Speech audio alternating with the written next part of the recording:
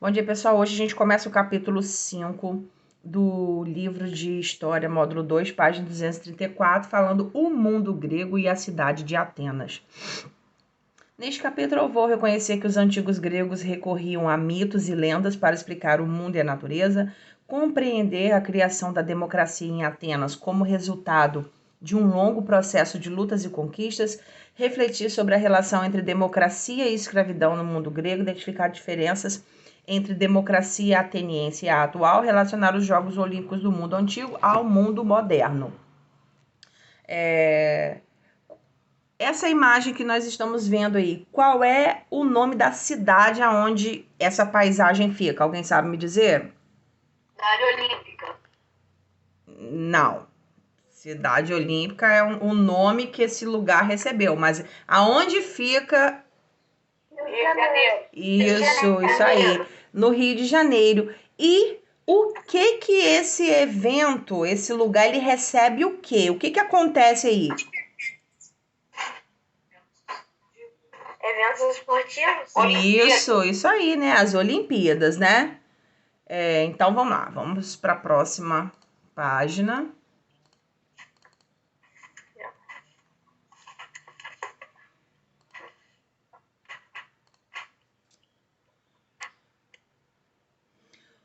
Um mundo de deuses, heróis e atletas. Na Grécia Antiga, de 4 em 4 anos, atletas e público se encontravam na localidade de Olímpia, em um festival de competições esportivas. O objetivo era celebrar Zeus, o deus do céu e o senhor do Olimpo. Nos Jogos Olímpicos, competiam apenas cidadãos do sexo masculino e de língua grega. Então, aqui a gente começa falando sobre isso, algumas particularidades. Então, eu quero que vocês grifem isso aqui, ó. De 4 em 4 anos. Localidade de Olímpia. O objetivo era celebrar Zeus, deus do céu e senhor do Olimpo. E aqui, ó, competiam apenas cidadãos do sexo masculino e de língua grega.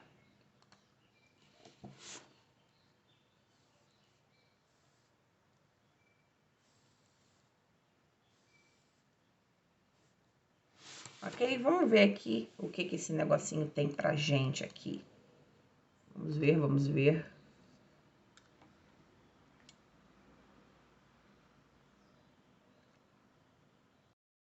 Então tá aqui, Jogos Olímpicos. Vamos ver o que a gente tem aqui, iniciar. Neste infográfico, você terá mais informações sobre os Jogos Olímpicos na Grécia Antiga, como sua importância e características das principais modalidades. Então, vamos ver aqui, ó. Importância. A importância dos Jogos. Os esportes eram muito valorizados pelos gregos na antiguidade. Praticamente todas as cidades gregas possuíam leis destinadas a estimular os cidadãos à prática esportiva. Na Grécia Antiga, muitas cidades realizavam festivais religiosos que incorporavam os jogos esportivos aos cultos dos deuses. Os Jogos Olímpicos, por exemplo, tiveram sua origem em festivais religiosos realizados em honra a Zeus, os quais ocorriam na cidade de Olímpia a cada 4 anos. Graças ao seu caráter religioso dos Jogos, os conflitos militares eram interrompidos para a realização das Olimpíadas. Essa trégua sagrada permitia, inclusive, que todas as pessoas viajassem para os jogos sem sofrer assaltos ou ataques.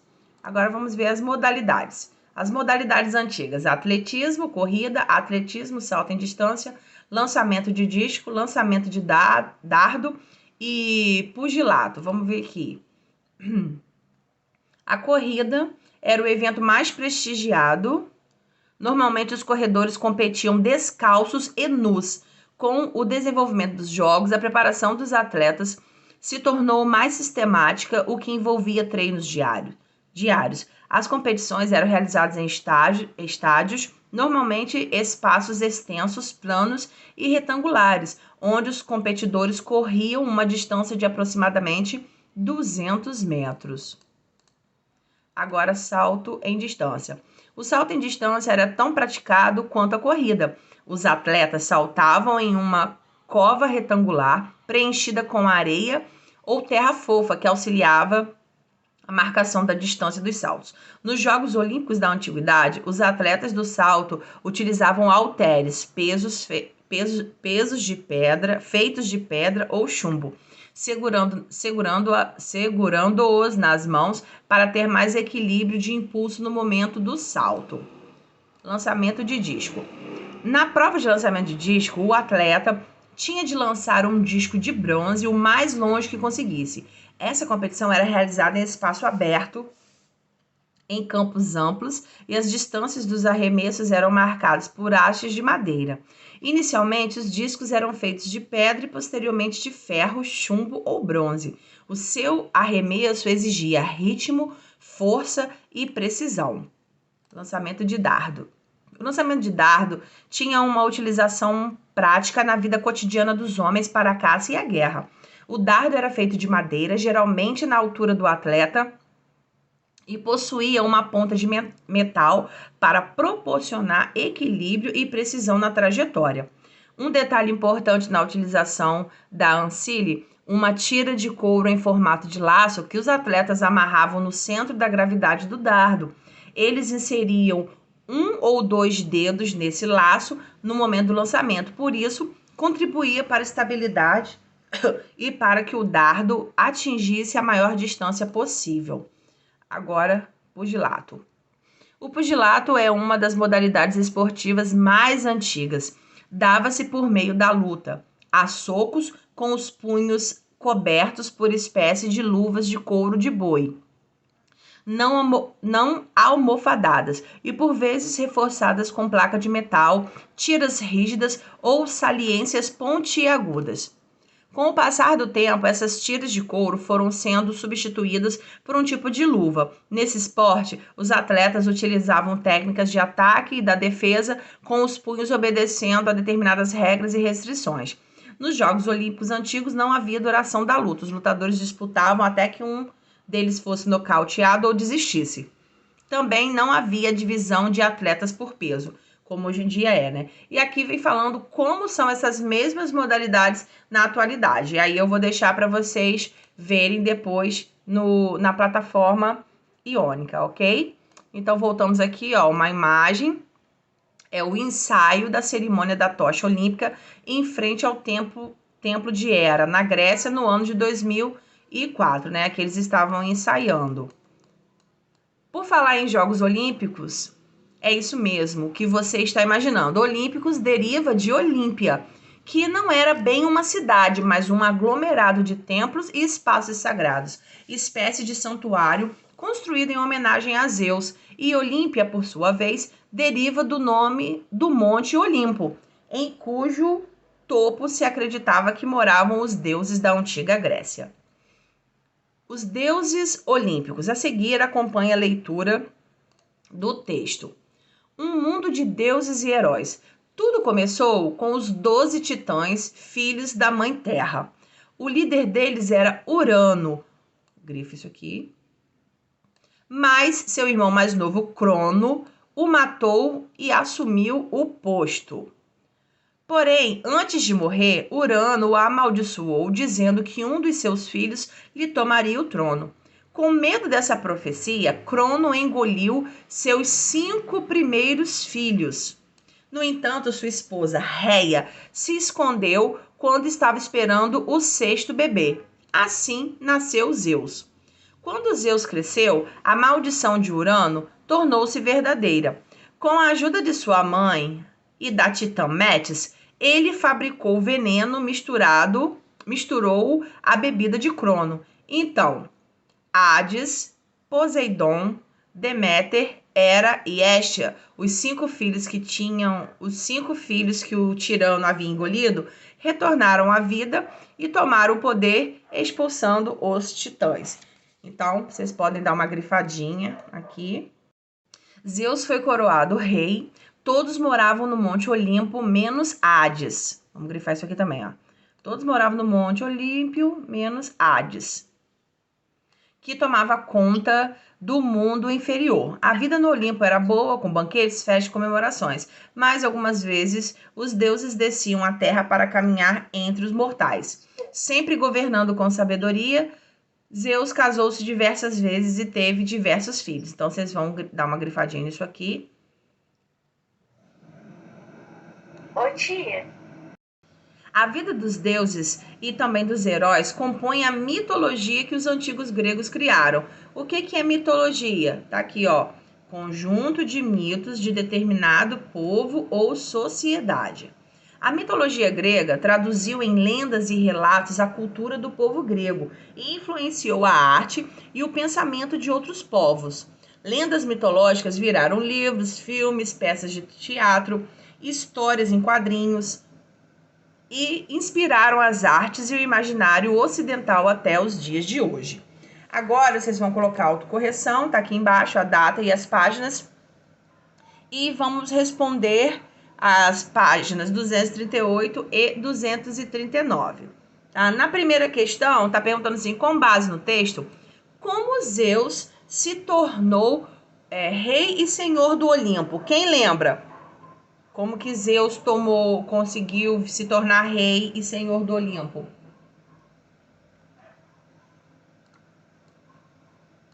todos moravam no Monte Olimpo, matando Cronos. Isso aí. No caso, ele cumpriu a promessa, né, do titã mais antigo, Urano, e matou seu pai Cronos e foi coroado, deus do Olimpo. Isso aí. Aí na letra B tá perguntando quem eram os deuses que moravam no Monte Olimpo, né? Eram os 6 filhos de Cronos, né? Os cinco irmãos de... Não, minto, menos Hades, que Hades ele não morava lá, porque ele morava no submundo. Então são 5: Zeus, Poseidon, Deméter, Hera e Hestia, ok? Então tá ali, né? Zeus, Poseidon, Deméter, Hera, Hestia e vamos esconder aqui Hades.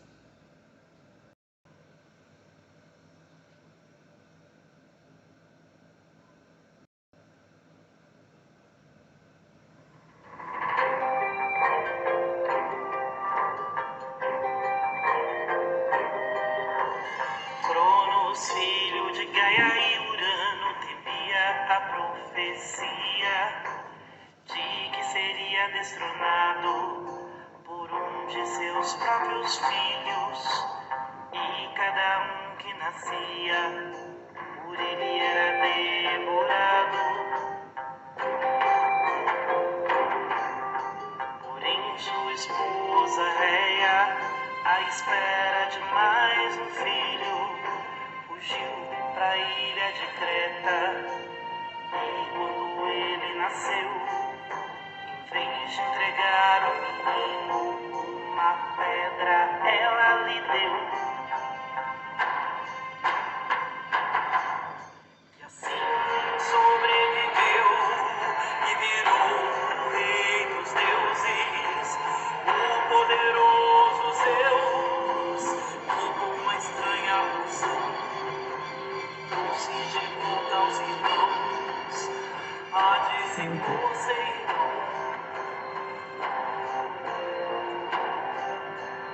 E também suas irmãs, Hestia, Deméter e Hera, indo todos para o Olimpo, onde Zeus reina supremo.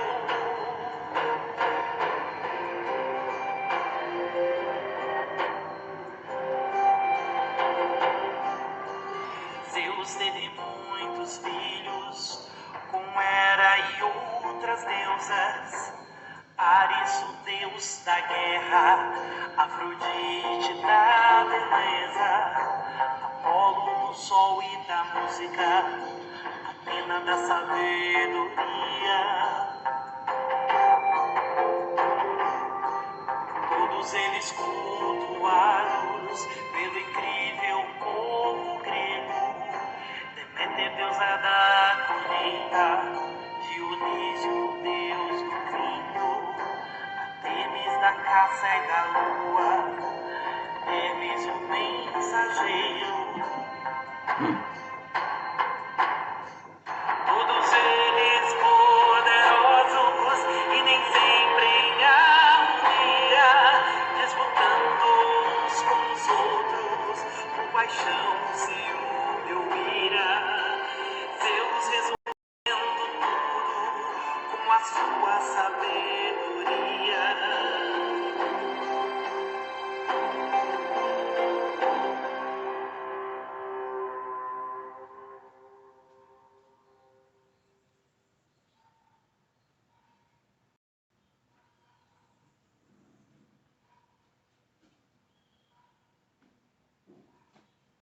As estações do ano na mitologia grega.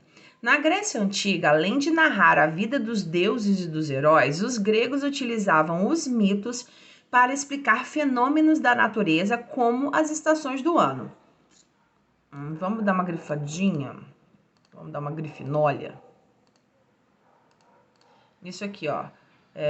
Utilizavam mitos para explicar o fenômeno da natureza, como as estações do ano.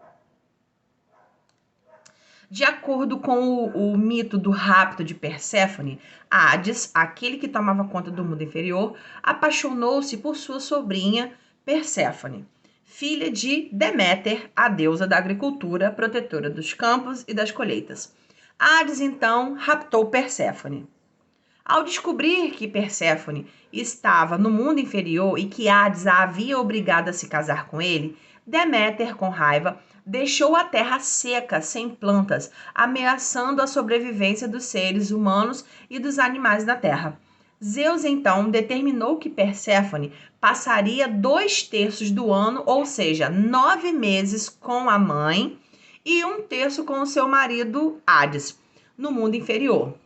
Enquanto ela permanecia na superfície da terra, as flores e os frutos apareciam. Quando ela deixava a terra, chegavam o frio e a estação do inverno. Então vamos ver, ó, como os antigos gregos explicavam as estações do ano, valendo-se do mito do rapto de Perséfone. Pode botar também assim, ó, através do mito do rapto de Perséfone, tá? Que é a mesma coisa. Diferentemente da mitologia, a ciência utiliza-se de experimentos para esclarecer os fenômenos naturais. Você conhece a explicação científica para a ocorrência das estações do ano? Sim, as estações do ano, quando a gente estuda o movimento da Terra, a gente sabe que a Terra tem 2 movimentos, rotação e translação, né? A rotação tem uma duração de 24 horas, ou seja, um dia. E o que o movimento de rotação define? Define dia e noite. E temos o movimento de translação. Esse movimento de translação, ele dura 365 dias ou 366, que simboliza um ano. E esse movimento de translação, que a Terra está girando em torno do Sol, define as estações do ano. Então, aqui, a explicação científica para a ocorrência das estações do ano é o movimento de translação da Terra. E aqui a gente fecha a história de hoje.